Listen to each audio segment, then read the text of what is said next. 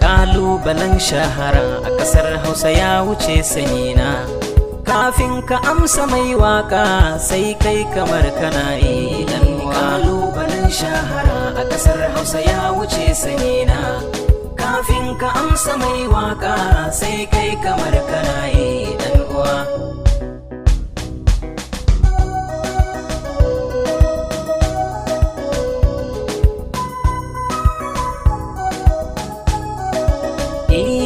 Farko na sanya Allah gagara gasan masu gasa.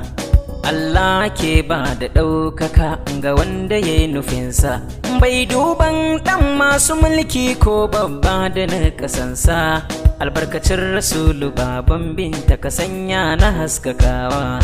Kalubalen shahara a ƙasar Hausa ya wuce sanina. Kafin ka amsa mai waka sai kai kamar kana yi. Kalubalen shahara shine maudu'in wakata. Gwagwarmayar ɗaukaka ake fama ana hiyata. A sanda kan saka kafa waka ne mu mafita. Za kai karo da tudu gangare kai dan uwana.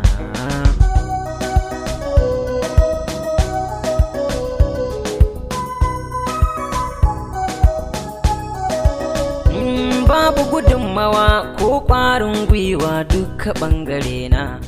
Gefen 'yan uwana kai har abokanai na. Balle ɓangaren mawaƙa da suke faɗin nahiyana. Babu kuɗin da zan rera waƙar sai dai suka suke yi.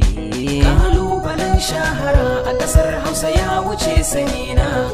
Kafin ka amsa mai waka sai kai kamar kana yi. Sai na yi aikin ƙarfi sannan in rera waƙar. Ai ta yabawa cikin studio gun rera waƙar. Sai na zo cikin abokaina za na sanya waƙar. Sai su ce da ni bai yi ba, akwai kurakurai a waƙar.